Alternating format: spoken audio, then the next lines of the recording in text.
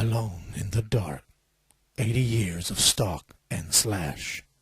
A definitive guide to the slasher movie. What about that editor? Didn't you tell me all the victims were missing the same fingers he was? Sure, you have wooden fingers, but who doesn't at times? He was an up-and-coming editor before I met him. Before he almost killed his assistant. Ah, the editor's gonna kill me. That was his work print. Interesting how that name keeps coming up. Editor. You're married to Josephine Chardin, aren't you? The star of the Mirror Guillotine? Here we go with the film talk again. I really admire his films. I don't want to see you around here anymore. You understand me? You take death with you wherever you go. I saw him. I saw him. The Black Man. The Black Man?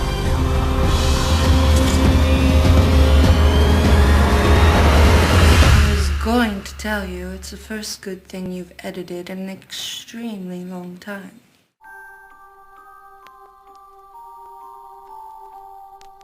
Welcome to another special Alone in the Dark podcast. Myself and Hayden are chatting today with writer, director, cinematographer and one member of the Astron 6 Video International gang. So please, introduce yourself. Again. Hello everybody. This is round 2 from me. I'm Matt Kennedy from Astron 6. Would you like to know what Astron 6 is for those who don't know? Yeah, sure. Yeah. Oh, yes, please, yeah. Well, let me tell you, Astron 6 is a group of 5 filmmakers from Winnipeg. The 6th member is you, the viewer, and that includes you guys, Phil and Hayden. Excellent. It sure does. And welcome to Astron 6. We make a lot of throwback genre films. We made Manborg. Steve Kostansky's in our group, along with Jeremy Gillespie, Adam Brooks, Connor Sweeney, and myself, Matthew Kennedy. We all met in Winnipeg making small, short, independent films, and I've since gone on to make, like I said, Manborg, which I starred in, throwback to late 80s, early 90s sci-fi schlock, Father's Day, which is a throwback to grindhouse exploitation films of the 70s, but probably a lot weirder and crazier than a lot of them were. And then our latest film is The Editor, which is a yellow. Yeah, Matthew, you also made a lot of short films before your first feature, Father's Day. And one of them was a black and white silent slasher film called Inner Lake Blues. Do you remember that? I certainly remember that, yep. Yeah, that's that, and I think you did a fake trailer called The Fireman, which is also a slasher. Both of them will be appearing in our book, so... The interesting thing about those shorts is they were both made for the Winnipeg Short Film Massacre, which was a competition yearly, and that's the festival that we would all participate in and all met at, and then all started working together on shorts for, so it's kind of where it all began. Oh, okay. So and Fireman won that year, and I was it is really good. Yeah, so you've always had a sort of interest in slasher type films and jelly and things like that, then. Yeah, and I've always been into that stuff, and it's kind of in a way, it's like what brought all of us together is our mutual love for that stuff. Connor and I started working together in high school, and it started basically because we were both obsessed with Friday the 13th and Halloween. Yeah. And we wanted to make our own Friday the 13th was the first film we made together, which is horrible, but that's where it started. Good stuff. That one's shelved. Oh, right, okay. So no chance of seeing that one then? You don't want to, believe me. You've probably seen worse, to be fair. But... One day it could be a special feature. Definitely. Yeah. So we're going to chat today about your latest project, The Editor. So for those who haven't yet seen the movie, can you please give us a brief synopsis of it? So The Editor, like I said, is a giallo throwback, a throwback to the gialli of the 70s and 80s, and if you don't of films that was born based on the pulp novels written in, I guess, sort of the 40s, 60s in Italy. They're printed with yellow covers, and they're all sort of like pulp, thriller, horror stories. Yep. And eventually that name got given to films of the same sort of genre, and filmmakers like Mario Bava, Lucio Fulci, Dario Argento, and worked in this style, and we made a film in that style as well. And it's about a film editor who loses his fingers.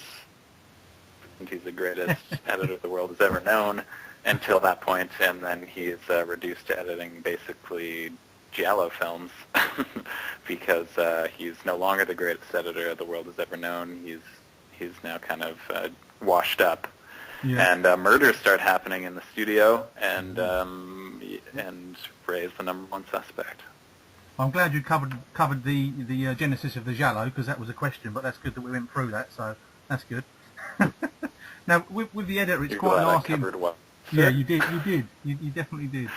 I mean, the film is nasty in places, and obviously is intentionally funny. Tried to get as much in as I could. So, I was just saying, we try to inject humor into basically everything we do, just because we think, just because we love in anything, and that the audience is enjoying the experience if you're in a theater and it's a comedy. And yeah, I mean, it plays heavily on the Italian giallo genre from the 70s, even down to the clothes and the hair. But obviously, you've amped it up, with the usual trappings. This period of Italian movies covers, like the convoluted storylines, the over-the-top invented kills, the nudity, red herrings, and the absurd dialogue, etc. What drew you to the genre in the first place? What do you like about it? Because we obviously love the genre. Well, you're right that there's plenty of things that translate quite easily to comedy that exist in the traditional giallo genre. Yeah. Like the dubbing is often very ridiculous. It seems the lower budget the giallo, the more hilarious the dubbing is. And it's just everything about it is like so foreign, essentially, from like everything's a little off. And I think it comes from them trying to basically make a North American film to appeal to the biggest market. And so it's this sort of like foreign take on American life in a way, and then there's all the like 70s European misogyny that's in there, which we obviously had to reference since it's in every giallo movie, and so we threw in a lot of that. But I forget the question. I think. What drew us to it? Yeah, I mean, obviously there is a fine line between, being silly and being funny, and obviously you've hit it right on the head. I mean, everything. When we watched it, we couldn't believe, how great it was, and it hit every note. I'm glad. It is a hard line to walk, and it is sometimes an alienating line to walk, because people kind of like their horror and they like their comedy, and they kind of tend to like them separate sometimes. Obviously, there is a big horror comedy genre, but combining those things seems to kind of alienate some people, where they just want it to be scary or they want it to be funny, but not both. Yeah, you actually replied to a comment on one of my posts that someone put, saw it, but it was a bit too blah blah blah for my liking, and you said, fair enough. Which was a good answer. What I thought was a good touch was you didn't have everybody dubbed in the film, just like a couple of people. Which I thought if everyone was dubbed, it would have been a bit too much, I think. But we were doing that obviously to emulate the style again, and because it costs a lot of money to have a sound person on set every day. But everybody basically is dubbed other than the name actors. So Udo isn't dubbed, Paz isn't dubbed, Lawrence isn't dubbed, and I think and Jerry Wasserman, who plays the police chief, aren't dubbed, all because they were people who had to be brought in for a few days to do their part, and we knew we had to get their audio then, because we couldn't pay them later to also come and do ADR or to do ADR wherever they are. So it just made sense to record their audio as it happened. Yeah. And there's some clear homages, touches throughout the movie, like some of the scenes appeared to be from 1971 Sergio Martino's Strange Vice of Mrs. Ward, or also next, I believe. And then that's fantastic. It was really cleverly done as well. Yeah, impressive. Yeah. Yeah, we tried to throw in as many homages as possible. Yeah, I mean, really. you clearly know your stuff, you guys. So it wasn't done as a, you know, a dig at anyone. It was just like how good these movies are. Yeah, it really was. Basically, as far as the homages go, we were pulling sort of our favorite moments from all the bestiality that we'd seen and putting them together to try and help build this movie. And I think that's, in our mind, was kind of like the best way to make a giallo, because so many of them are full of great things and also full of so much boring.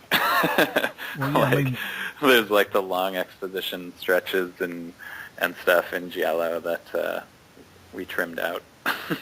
Maybe for the worse, I don't know. I mean, so Adam's character, you know, the look of Franco Nero, straight from Hitchhike, even down to the love making by the fire and the lumberjack shirt. It was just it's spot on. Well, you guys know your stuff too, clearly. How did you find co-directing and writing? Do you have many disagreements, or does one of you do one thing, like direct the actors and someone does the other, or? We're basically always seeing totally eye to eye. We will have some disagreements, but they're so rare, and they're usually resolved pretty easily. No, that's cool. That's good. But it definitely helps when we're both acting in it. Like, he would be obviously directing more so the scenes that I'm in, and vice versa. Gets a little trickier when we're both in the scene. But for Udo, for example, wanted to only hear from one director. He didn't want to be directed by two people, and it worked because I was in the scene with Udo. So Adam basically was the only director in that case, and that would happen often just because it's hard to direct when you're in front of the camera as well. Yeah. How was, I have to ask, how was Paz de la Huerta to work with? Paz was Paz. She's a firecracker. So I think she brings a lot of legitimacy to the project, and I think she was born to play Josephine, really. Yeah, she had a really unique look as well, I thought, in the film. But... She sure did. She helped create her own look. Well, right, okay. Oh, yeah. So, I hope it worked. Yeah, it did. Yeah. Oh, yeah, 100%. So, the eagle-eyed fans out there will notice some of the astounding poster work in the film, which for the fake Jally. So, how did you come around to working with Graham Humphreys, the legendary artist? Were you aware or?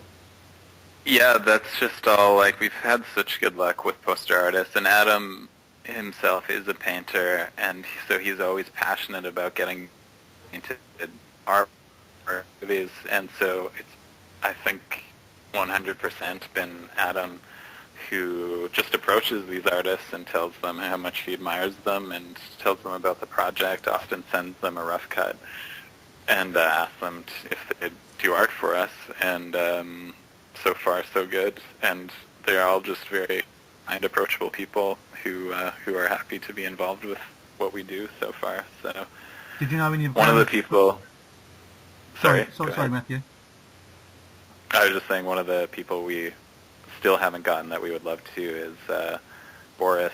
I can't remember his last name. Who did who did the vacation posters? Yeah. Yeah.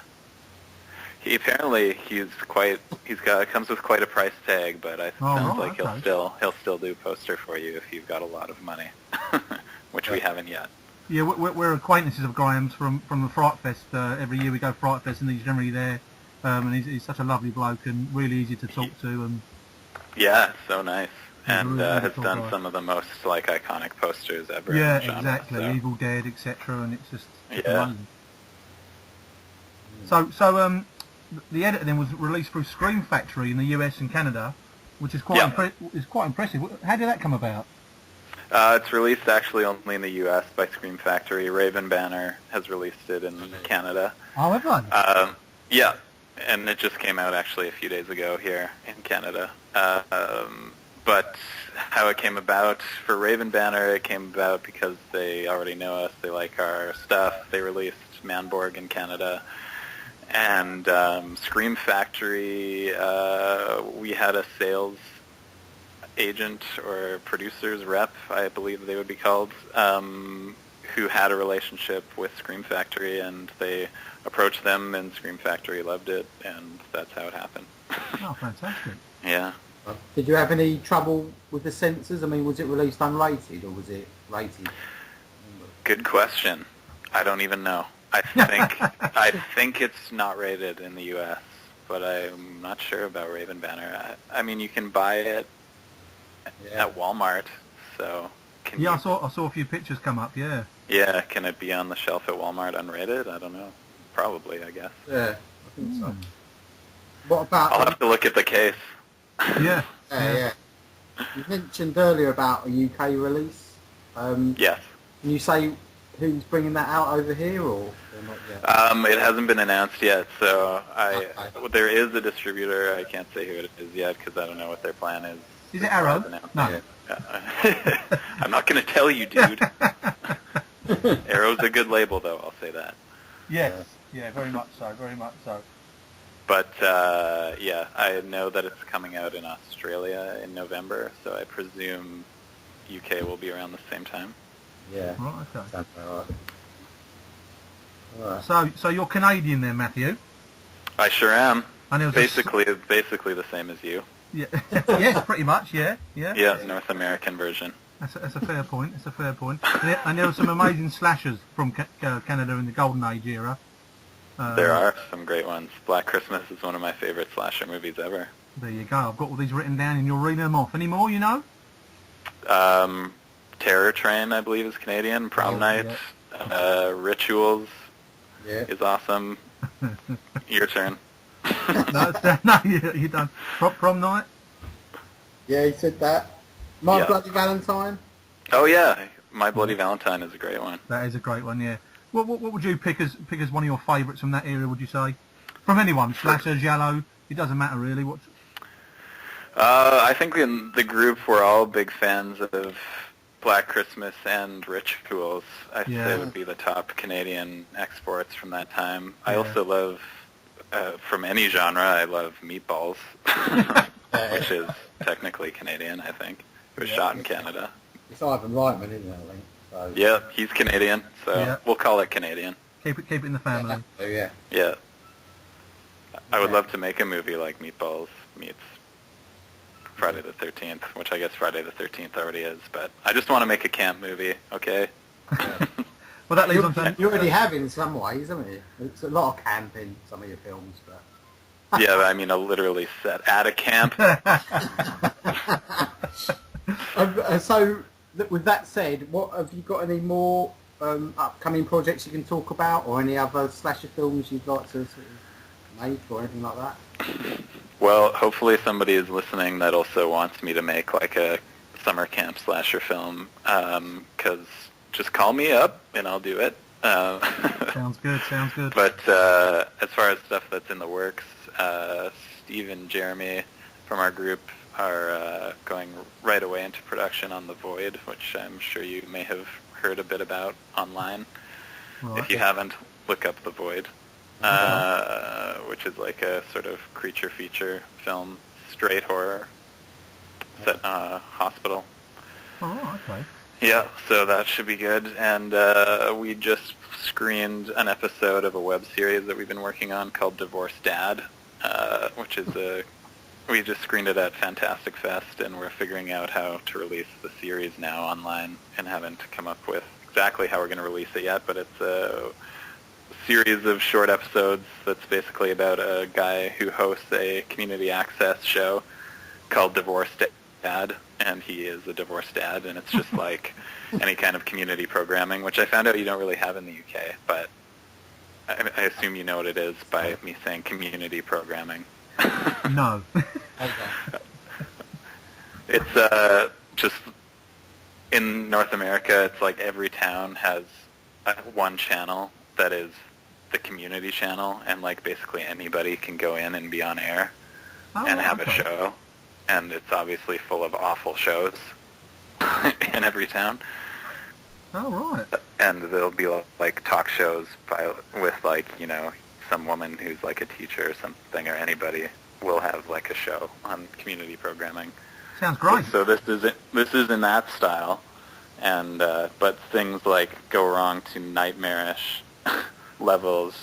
Like Divorced Dad is basically living in a hell world, and everything just always goes wrong. that sounds good. Yeah. You'll have to check it out. Yeah, definitely. Yeah, watch for it. It'll be online soon somehow. I hope. Excellent. Well, Matthew, I must say thank you very much for taking the time out to speak to us. I really appreciate it, and the film was awesome, so pass that on to the rest of the guys. Thank you so much for having me, and I hope that it's not too hard to edit this together now with all our technical hiccups. Fingers crossed. Don't cut off your fingers editing it. I like it. I like how you slip that in. And you can also go to Astron 6's website at www.astron-6.com. Correct. Is that and right? Actually, I was going to tell you should go there and watch HIZ, because it's, if you haven't already, which is our zombie camp movie, and it's the first film we made in the giallo style, because it's also dubbed and sort of presented like it's a full cheese zombie movie. Okay. Oh. I guess his zombie movies aren't really giallo, but close enough. Yeah, it's Italian. It's fair enough. Watch it though. Oh, 100%. Check it out. 100%, yeah. It's old, but it's got its moments. Yeah, yeah. Excellent. Well, good luck with all your future projects, Matthew, and like I say, it was fantastic speaking to you. Yeah. And Yes. take care. You too. Thanks for having me. See you. Bye. Okay, bye-bye. Bye. Bye. So after a few minor technical difficulties, many thanks once again to Matthew Kennedy, the co-director and co-writer of the amazing giallo homage The Editor, which, as we said, is available now in the US on the Screen Factory and in Canada by the Ravens Banner label. And we cannot recommend this movie highly enough. And we're not just saying that because we had him on, but the film is a blast from start to finish. If you know your giallos, you will get it, believe me. And a reminder to head over to their website at www.astron-6.com, where you can check out all the stuff they're doing. You can check out their short movies, which you can watch direct, and where you can purchase their feature films. So, until next time, from all of us here at Alone in the Dark, see you later.